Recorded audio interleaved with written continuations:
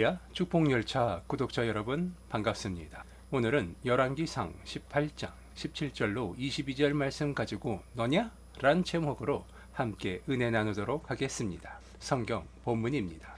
엘리야를 볼 때에 저에게 이르되 이스라엘을 괴롭게 하는 자여 내냐? 저가 대답하되 내가 이스라엘을 괴롭게 한 것이 아니라 당신과 당신의 아비의 집이 괴롭게 하였으니 이는 여호와의 명령을 버렸고 당신이 바알들을 쫓았음이라. 그런즉 보내어 온 이스라엘과 이세벨의 상에서 먹는 바알의 선지자 450인과 아세라의 선지자 400인을 갈멜산으로 모아 내게로 나오게 하소서. 아합이 이에 이스라엘 모든 자손에게로 보내어 선지자들을 갈멜산으로 모으니라. 엘리야가 모든 백성에게 가까이 나아가 이르되 너희가 어느 때까지 두 사이에서 머뭇머뭇하려느냐? 여호와가 만일 하나님이면 그를 쫓고 바알이 만일 하나님이면 그를 쫓을지니라 하니 백성이 한 말도 대답하지 아니하는지라. 엘리야가 백성에게 이르되 여호와의 선지자는 나만 홀로 남았으나 바알의 선지자는 450인이로다. 아멘. 오늘 이 성경 본문 말씀을 보면 엘리야가 아합 왕에게 질문을 받고 있습니다. 이스라엘을 괴롭게 하는 자여 내냐? 즉 다시 얘기해서 이스라엘의 왕이 선지자 엘리야를 향하여서 네가 우리 이스라엘을 힘들게 만든 놈이냐? 라고 묻고 있죠. 18절을 보니 엘리야가 이에 대하여 이렇게 대답합니다. 내가 이스라엘을 괴롭게 한 것이 아니라 당신과 당신의 아비의 집이 괴롭게 하였으니 이는 여호와의 명령을 버렸고 당신이 바알들을 쫓았음이라.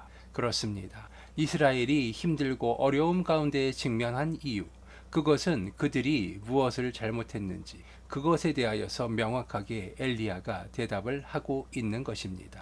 이것은 엘리야의 대답이 아닌 하나님에 의하여서 엘리야에게 맡겨진 하나님의 대답인 것입니다. 이미 이 이스라엘 백성들이 가뭄과 기근으로 괴로워하는 이유, 그것은 하나님의 명령을 버렸고 그들이 이방신을 섬겼기 때문이라는 사실입니다. 그래서 19절을 보니 그런즉 보내어 온 이스라엘과 이세벨의 상에서 먹는 바알의 선지자 450인과 아세라의 선지자 400인을 갈멜산으로 모아 내게로 나오게 하소서라고 이야기하고 있습니다. 엘리야 혼자 남은 상황에서 하나님의 선지자 엘리야라 불리는 그 선지자 한 명이 450인이라 불리는 굉장한 숫자를 자신의 앞으로 불러 모으라 이야기하고 있습니다. 사람이 혼자의 힘으로 그 많은 사람을 대적할 수는 없습니다. 하지만 엘리야는 그것을 가능케 하고 있습니다. 그 이유가 무엇이겠습니까? 바로 하나님을 믿고 신뢰하기 때문에 앞으로의 결과가 그 자신의 말에 대한 그 행동에 대한 결과가 어떻게 나타날지를 믿고 신뢰한다는 사실입니다. 그 앞길을 하나님께서 인도하시며 설령 그 끝에 죽음이 있다 할지라도 그 길을 향하여 강하고 담대하게 걸어갈 수 있는 것, 그것이 바로 하나님이 우리에게 요구하시는 믿음입니다. 그리고 그 믿음을 엘리야는 보이고 있다는 사실입니다. 그래서 이어지는 구절들을 보니 아합 왕이 결국은 엘리야의 말대로 그 이방신들을 섬기는 바알의 선지자와 아세라의 선지자들을 갈멜산으로 끌어 모읍니다. 그리고 그렇게 모인 자리에 그 백성들을 향하여서 엘리야가 이렇게 얘기하죠. 너희가 어느 때까지 두 사이에서 머뭇머뭇하려느냐? 여호와가 만일 하나님이면 그를 쫓고 바알이 만일 하나님이면 그를 쫓을지니라 하니 백성이 한 말도 대답하지 아니하는지라. 이 구절에서 우리가 알 수 있는 것이 있습니다. 이스라엘 백성들은 이방신조차도 하나님이라 여기며 그들을 섬겼다는 사실입니다.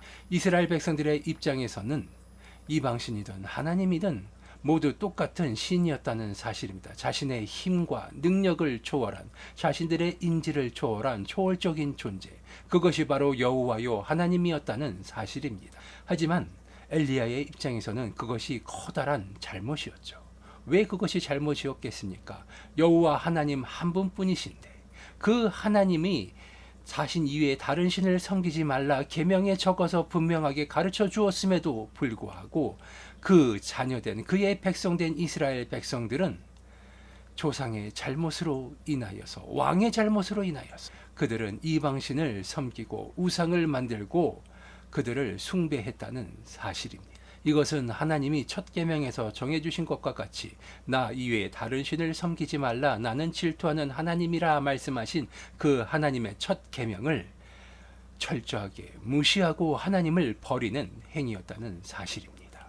그렇기 때문에 하나님은 이스라엘에게 벌을 내리신 거예요. 그들이 가뭄과 기근 가운데 고생한 이유가 여기 있는 것입니다. 다시 18절로 돌아가 보면 당신과 당신의 아비의 집이 괴롭게 하였으니 이는 여호와의 명령을 버렸고 당신이 바알을 쫓았음이라. 이스라엘 백성들은 당시 그들이 접하고 그들이 겪고 있는 현실에 안주하여서 그 현실을 마주하여서 하나님을 의지하는 것이 아닌 그 현상과 현실에 따라 그들의 좋을 대로 행하고 그들의 좋을 대로 판단했다는 사실입니다. 그리고 그러한 모습은 오늘을 살아가는 우리들 또한 마찬가지입니다. 당장 내 눈앞에 있는 이익과 당장 내 눈앞에 있는 현실이 나를 타협하게 만들고 그것으로 인하여서 우리는 종종 하나님의 말씀을 뒤로 하고 우선순위에서 뒤로 밀어버리며 그것을 통하여서 당장 내 눈앞에 있는 작은 이득을 취하기 시작한다는 사실입니다.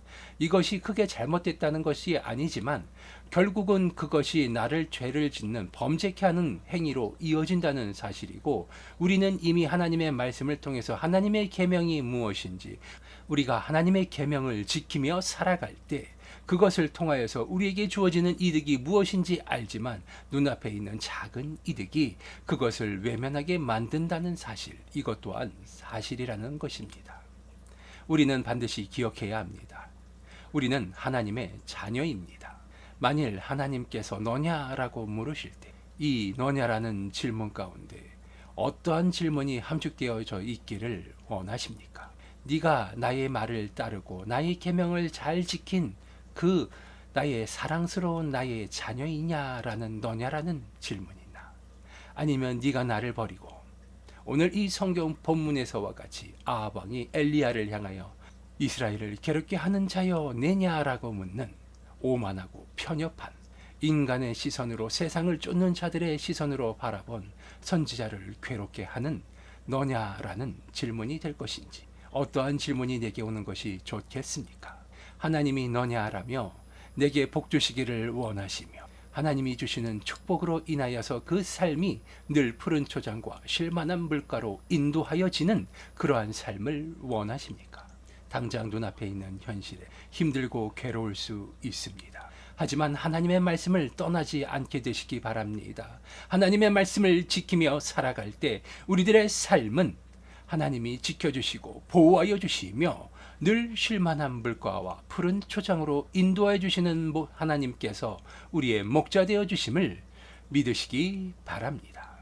오늘 성경 본문 마지막 22절을 보니 엘리야가 백성에게 이르되 여호와의 선지자는 나만 홀로 남았으나 바알의 선지자는 450인이로다 라고 이야기하고 있습니다. 오늘 이 성경 본문 전체의 내용을 놓고 보면 이야기가 끝나지 않고 있습니다. 하지만 이 본문의 말미에서 엘리야가 하나님 여호와의 선지자는 나 하나만 남았고 바알의 선지자는 450인이로다 라고 이야기하고 있습니다. 오늘을 살아가는 우리들 또한 이 엘리야의 말한 것과 같은 입장에서 우리는 이 세상을 살아가야 합니다.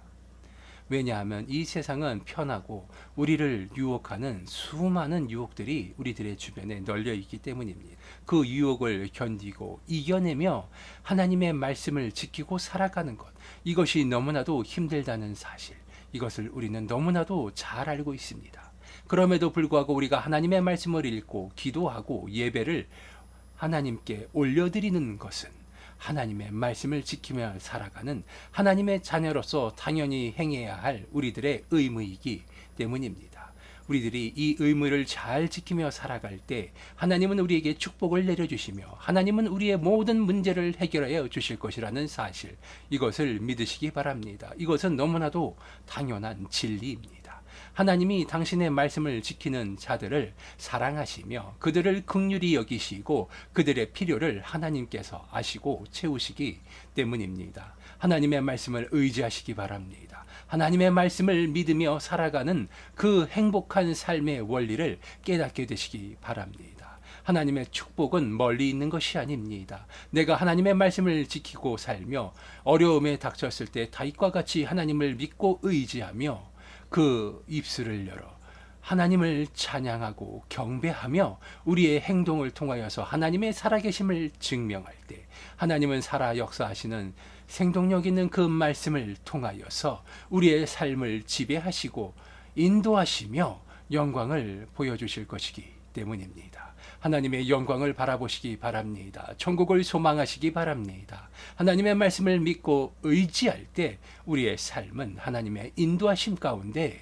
찬란하고 아름답게 빛나는 모든 사람들이 부러워하는 그러한 삶을 살아갈 수 있게 될 것입니다. 기도하시겠습니다. 아버지 하나님 감사합니다. 오늘도 아버지 하나님의 은혜의 말씀을 나누었습니다. 오늘 이 성경 본문에 나오는 엘리야와 같이 흔들리지 아니하고 아버지 하나님의 말씀을 믿고 따르며 순종할 수 있는 지혜와 믿음을 더하여 주시옵소서. 우리들은 자꾸 연약하여 세상의 유혹 가운데 많이 흔들리고 쓰러집니다. 그러나 아버지 하나님의 말씀을 믿사오매 아버지 하나님께서 우리를 늘 푸른 초장과 쉴만한 물가로 인도하여 주실 줄 믿습니다. 아버지 하나님께서 주시는 그 축복으로 인하여서 우리의 입술을 열어 아버지 하나님께 찬양과 경배를 올려드릴 수 있도록 아버지 하나님 우리의 삶을 풍성하게 채워 주시옵소서. 늘 좋은 것으로 채워주시는 주님께 감사드리오며 나사렛 예수 그리스도의 이름으로 기도드리옵나이다. 아멘.